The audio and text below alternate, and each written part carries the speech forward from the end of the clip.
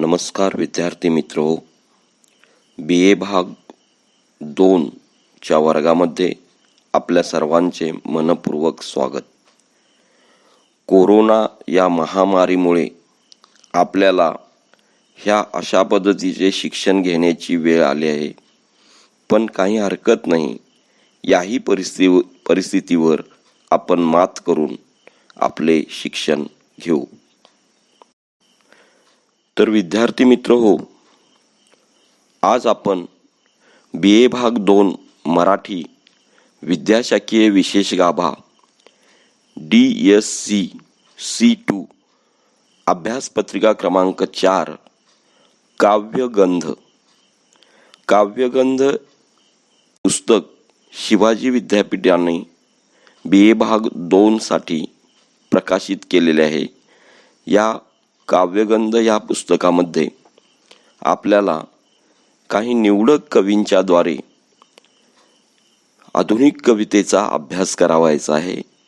त्यामध्ये केशवसूत, वसंत बापट, कल्पना दुधाळ, नारायण सुर्वे, अजीम नवाज राही, वसंत आबाजी डहाके इत्यादी कवितेचा विचार करावायचा आहे. आज पहिल्यांदा आपण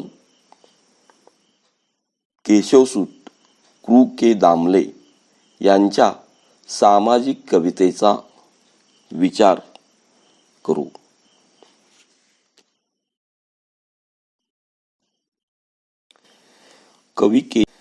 कवी केशवसूतांच्या कवितेचा अभ्यास करण्यापूर्वी आपण केशवसूतांचा परिचय करून घेऊ. केशवसूत हे आधुनिक मराठी कवितेचे जनक होत. केशवसूतांचे पूर्ण नाव कृष्णाजी केशव दामले. केशवसूत म्हणजे मराठी कवितेतील मुक्त कवी.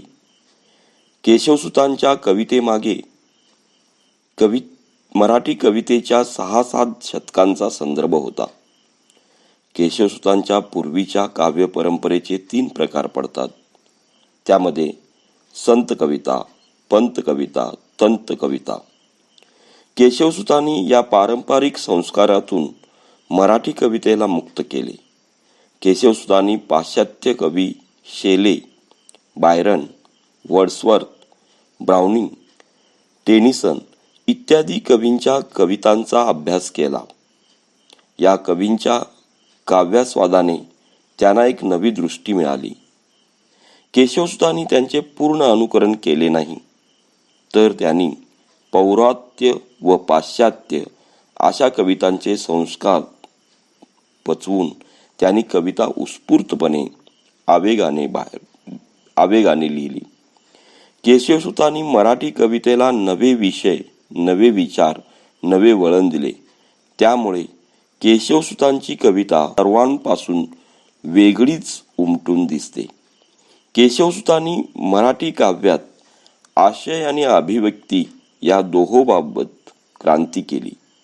सौंदर्यवादात अभिप्रेत असलेली अमर्याद आत्मनिष्ठा, बंडासाठी आसुसलेली वृत्ती, सर्व प्रकारच्या बंधनांचा तिटकारा, हुतात्म्य भाव, कला निर्मितीवरची अमाप श्रद्धा, कल्पनेच्या गरुड पक्षावर आरोहण करून विश्वाच्या अंतिम तत्वाला कवळण्याचा प्रयत्न, अलौकिकाचा ध्यास, मानवाच्या मर्यादाबद्दलची हळहळ, निसर्गातील चैतन्य शक्तीची जाणीव, साध्या गोष्टीत मोठा आशय शोधण्याची वृत्ती ही केशवसूतांच्या कवितेची वैशिष्ट्ये आहेत.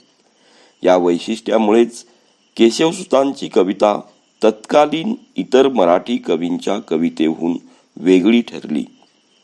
केशवसूतांच्या कवितेचा साकल्याने विचार करीत असताना डोंगरात खोदलेल्या एखाद्या आकर्षक भव्य लेण्याची आपल्याला नक्कीच आठवण येते.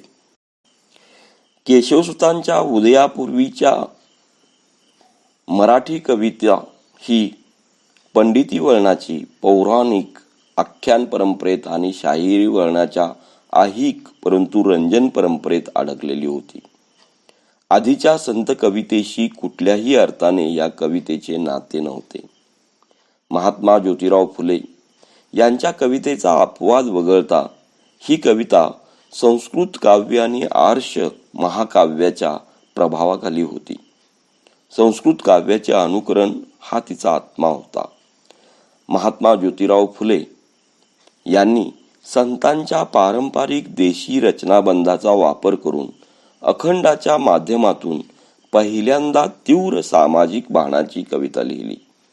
वर्तमानाशी तुटलेला कवितेचा सांधा जोडण्याचे महत्त्वपूर्ण काम महात्मा फुले यांनी केले. पाठोपाठच केशवसुतांनी मराठी कवितेच्या क्षेत्रात पदार्पण केले आणि मराठी कवितेचा चेहरा मोहरा बदलला. तिच्या आशय आणि अभिव्यक्तीतही आमूलाग्र बदल झाला. आंग्ल भाषा आणि कविता यांनी प्रभावित झालेल्या केशवसुतांच्या कवितेने मराठी कवितेचे एक नवे दालन खुले केले.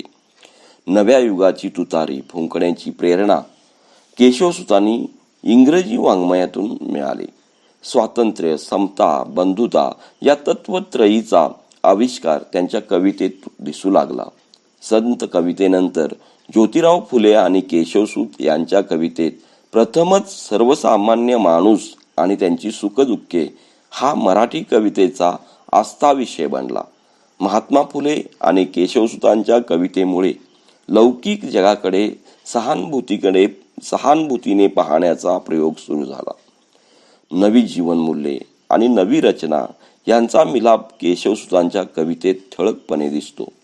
युगपरिवर्तक विचार आणि निर्भयपणे त्याचा केलेला उच्चार हा केशवसुतांच्या कवितेचा विशेष आहे.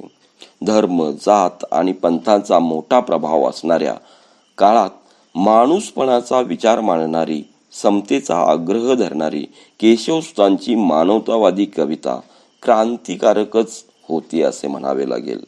नव्या युगाचे भव्य दर्शन त्यांच्या कविदृष्टीला झाले आणि तेच त्यांनी मराठी वाचकांना आपल्या कवितेच्या माध्यमातून घडविले. प्रचलित धर्म आणि जात व्यवस्थेतून निर्माण होणाऱ्या विषमतेमुळे दुःखी होणारे मानवी जीवन पाहून कवी केशवसुतांचे अंतःकरण प्रक्षुब्ध होत होते. प्रक्षोभाची ही भावना त्यांच्या कवितेतून आविष्कृत झाली आहे. त्यांची कविता म्हणजे स्वातंत्र्य, समता आणि विश्वबंधुता यांचा काव्यमय मिलापच आहे असे म्हणावे लागेल. समाजाच्या रूढीग्रस्त मानसिकतेवर हल्ला चढवण्यासाठी कवितेतून त्यांनी बंडाचे निशाण फडकावले. भावनांची उत्कटता हा त्यांच्या कवितेचा विशेष आहे. क्रांती आणि प्रक्षोभ हा त्यांच्या काव्याचा आत्मा आहे. विचार सौंदर्य हे त्यांच्या काव्याचे प्रमुख लक्षण आहे. सफाईदारपणा रचना, नादमधुर शब्दरचना, पदलालित्य यापेक्षा उत्स्फूर्तपणे साकारलेल्या ओजस्वी विचारांना त्यांच्या कवितेत महत्त्वाचे स्थान असल्याचे दिसते. नेहमीच त्यांनी आशयाला प्राधान्य दिल्याचे दिसते. शैली संपादनासाठी त्यांनी सतत प्रयत्न केला, मात्र शैलीसाठी आशयाचा बळी देताना ते कधी दिसत नाहीत. त्यांच्या समग्र कवितेचा विचार करता आशावाद, आत्मविश्वास, बंडखोरीची भाषा, दंभाला विरुद्ध यासह हळवेपणा, निराशा आणि वैफल्याची जाणीव त्यांच्या कवितेमध्ये दिसते. वृक्ष व्यवहारापेक्षा सौंदर्याचे प्रेम त्यांना अधिक आकर्षित करीत असे. त्यांची वृत्ती रोमॅन्टिक होती. त्यामुळेच त्यांनी उजळ माथ्याने व्यक्ती स्वातंत्र्याचा पुरस्कार केला. त्यांच्या काव्यात तत्वप्रधानता आणि उपदेशपरता असली तरी निखळ सौंदर्य चित्रेही त्यांनी अत्यंत जिवंतपणे साकार केली आहेत. वृत्तीची उत्कटता आणि तपशिलाचे बारकावे यांचा विलक्षण संयोग त्यांच्या कवितेत दिसतो. व्यक्ती स्वातंत्र्याचा त्यांनी उघडपणे पुरस्कार केला आहे. कोणताही चांगला लेखक कवी हा त्या काळाचा प्रतिनिधी असतो. केशवसूत हे प्रबोधन काळातले कवी आहेत. प्रबोधन काळाचे पडसाद त्यांच्या कवितेत उमटलेले दिसतात. प्रबोधन काळात निर्माण झालेल्या प्रश्नांची नोंद त्यांची कविता घेताना दिसते. निश्चित जीवनदृष्टी आणि डोळस काव्यदृष्टी हे केशवसुतांच्या व्यक्तिमत्वाचे महत्त्वाचे विशेष आहेत. कवींच्या स्वातंत्र्याचा त्यांनी वारंवार उद्घोष केला.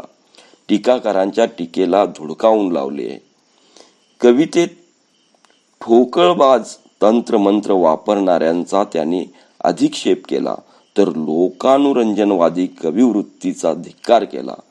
प्रसिद्धीच्या हव्यासापोटी आत्मनिष्ठा गमावणाऱ्या कवींना त्यांनी परखड शब्दात सुनावले.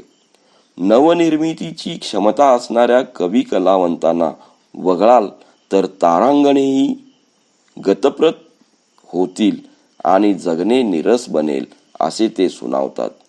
यावरून कवितेकडे पाहण्याची त्यांची दृष्टी किती नितळ, स्वच्छ आणि पारदर्शी होती याचा प्रत्यय येतो. कवितेची जुनी चाकोरी सोडून नवी पाऊलवाट त्यांनी निर्माण केली. या पाऊलवाटेनेच पुढे व्यापक आणि विशाल अशा प्रवाहात त्याचे रूपांतर झाले. त्यातूनच मराठी कवितेला लक्षणीय वळण देणारा केशवसूत संप्रदाय निर्माण झाला. स्वतःच्या भोवतालातील पडझडीविषयी तीव्र नापसंती त्यांच्या कवितेतून दिसते. भोवतालातील वास्तव बदलवण्याचा विलक्षण आत्मविश्वास त्यांच्या कवितेत दिसतो. समाजातल्या सामाजिक आणि आर्थिक विषमतेचे त्यांचे मन कमालीचे दुःखी झाल्याचे दिसते. त्यामुळेच आपल्याला हे जग बदलले पाहिजे असा सुधारणावादी आवाहक सूर त्यांच्या कवितेतून सातत्यानं ऐकू येतो. वैचारिकता, चिंतनात्मकता, भावनात्मकता आणि संघर्षशीलता हे त्यांच्या कवितेचे विशेष होत. बदलाचे हत्यार म्हणून जाणीवपूर्वक ते आपल्या कवितेकडे पाहतात. आपला हेतू सफल करण्याच्या उद्देशाने आत्माविष्कारासाठी नव्या वाटा त्यांनी चोखाळल्या. इंग्रजी सॉनेटच्या अनुकरणातून सुनीत हा काव्यप्रकार त्यांनी मराठीत रुजवला. आत्माविष्काराला महत्त्व देणाऱ्या केशवसुतांनी पूर्वकालीन आवर्तात सापडलेल्या मराठी कवितेला त्या आवर्तातून बाहेर काढून एका महत्त्वाच्या वळणावर आणून उभे केले. त्यामुळे मराठी कवितेचा चेहरा मोहरा सर्वार्थाने बदलला. केशवसुतांनी ही कामगिरी युगपरिवर्तक कामगिरी मानली जाते. परंतु अभ्यासपत्रिकेसाठी केशवसुतांच्या अंत्यजाच्या मुलाचा पहिला प्रश्न, नवा शिपाई, तुतारी, मजुरावर उपासमारीची पाळी आणि गोपन केली छान या निवडक 5 सामाजिक जाणीवांच्या कविताची निवड केली आहे. भारतीय जातव्यवस्थेवर प्रहार, समताधिष्ठित समाजाची आस, रूढीग्रस्त समाजाच्या पारंपरिक मानसिकतेविरोधी बंड, परिघाबाहेरील उपेक्षित माणसाबद्दलची आस्था आणि जुन्या रूढीपूजकांचा कपाळमोक्ष अशी आशयसूत्रे केशवसुतांच्या कवितेत दिसतात. आपण या 5 कवितेतील पहिली सामाजिक कविता म्हणून आपण गोपन केली छान ही कविता पाहणार आहोत.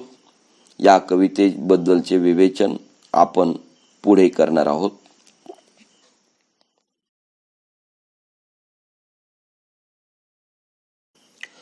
कवी परिचय.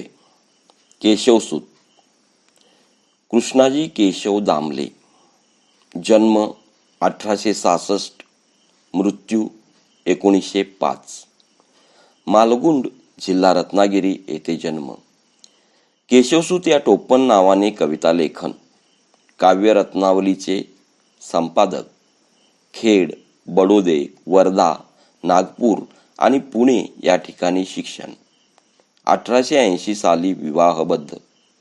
1889 साली मॅट्रिक उत्तीर्ण. 1889 ते 1896 मुंबईत वेगवेगळ्या ठिकाणी हंगामी स्वरूपाच्या नोकऱ्या केल्या. पुढे प्लेगमुळे नोकरीनिमित्त खानदेशात प्रयाण केले. प्रथम भडगाव नगरपालिकेच्या शाळेत दुय्यम शिक्षकाची नोकरी. 1901 मध्ये फैजलपूरला मुख्याध्यापक. एप्रिल 1904 पासून धारवाड येथे सरकारी शाळेत मराठीचे शिक्षक. 7 नोव्हेंबर 1905 रोजी हुबळी येथे प्लेगच्या आजाराने त्यांचा मृत्यू झाला. काव्य रचनाकाल 1885 ते 1905. उपलब्ध मराठी कवितांची संख्या 135. काही इंग्रजी कवितांचे लेखन. मराठी इंग्रजीतील काही पत्रे प्रकाशित. इंग्रजी सॉनेटच्या अनुकरणातून सुनीत हा काव्यप्रकार मराठीत प्रथमच आणण्याचे त्यांचे हे श्रेय आहे. मृत्यूनंतर त्यांचे गोफण केली छाण. प्रथम आपण कवितेची काही कडवी वाचू आणि नंतर त्याचे विवेचन बघू. स्वहृदय फाडूनी निज नखरी चिवट तयाचे दोर काढूनी गोफण वळितो ही सत्वाचा मी चोर.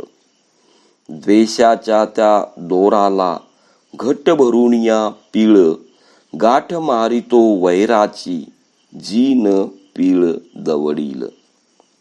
वैर तयाला बसती जे स्तिमितची आलस्यात वैर तयाला पोकळ जे बडबडती तोऱ्यात. वैर तयाला वैरी जे त्यांच्या पायधुळीत लोळुनी कृतार्थ होती जे प्राप्त तूप पोळीत. वैर तयाला पूर्वीच्या आर्याचा बडिवार गाऊनी जे निज संढत्वा मात्र राविती फार. वैर तयाला थप्पड बसता चोळीती जे गालास वैर तयाला जे गरिबी शिकवितात बालास. गाठ मारुनी वैराची गोपन केली छान कठीण शब्द या धोंड्यांनी करीतो हाना हान. कवी धोंडा इत्यादी शब्दातून गोफण या शब्दातून आपल्याला एक रूपकात्मक मांडणी करताना दिसतात. आता गोफण केली छान. गोफण म्हणजे लक्षणेने तळमळीच्या भावना. कठीण शब्द हे त्या भावनांमधून सुटलेले दगड धोंडे. या भावनांच्या दोराला द्वेषाचा पीळ घालून वैराची गाठ मारून कवी ही गोफण तयार करतो व तिच्या सहाय्याने एकेकाचे सत्व म्हणजेच मानसिक धैर्य, नैतिक धैर्य हरण करण्याचा म्हणजेच सत्व परीक्षा पाहण्याचा त्याचा हेतू आहे. कवी जी वैराची गाठ आपल्या तळमळीच्या भावनांना मारित आहे त्या वैरातून कोणताही प्रश्न सुटलेला आहे असे मला तरी वाटत नाही. समाजातील जे लोक स्वस्तपणे आळसात वेळ घालवित आहेत, जे पोकळ तोऱ्यात केवळ बडबड करीत आहेत, आपल्या वैऱ्यांच्या पायधुळीत लोळून मिळालेल्या तूपपोळीने स्वतःस कृतार्थ मानित आहेत. पूर्वीच्या आर्याचा बडिवार गाऊन आपले स्वतःचे अकर्तृत्व मात्र अधिक व्यक्त करीत आहेत. कोणी थप्पड मारली असता उलट तसेच उत्तर न देता नुसते गाल चोळीत बसतात आणि लहान मुलांनाही त्या प्रकारची गरिबीची शिकवण देतात. अशा लोकांशी केशवसुतांनी वैर पुकारले आहे व वरील प्रवृत्ती त्यांना तिरस्कार्य वाटतात म्हणून त्यांनी सर्वावर गोफण चालवली आहे.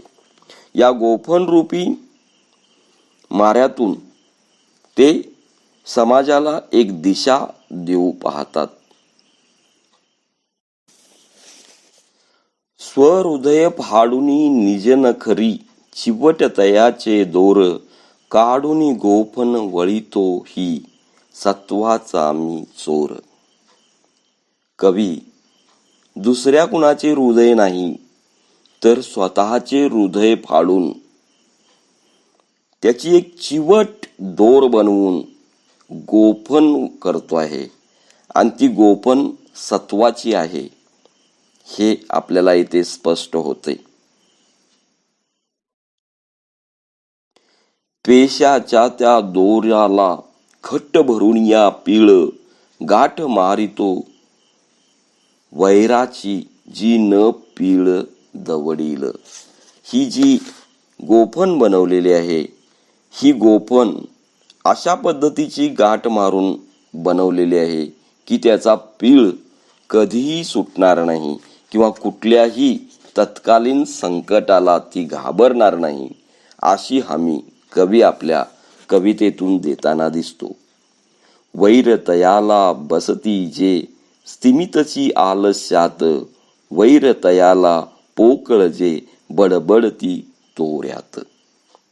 कवी या लोकांच्या बद्दलचा आवाज किंवा याबद्दलच्या लोकांचा विचार अतिशय तिरस्काराने करतात की जे लोक आळसात बसतात किंवा उगाचच बाष्कळ बाता करतात त्यांना कवीला हे वागणे आवडत नाही.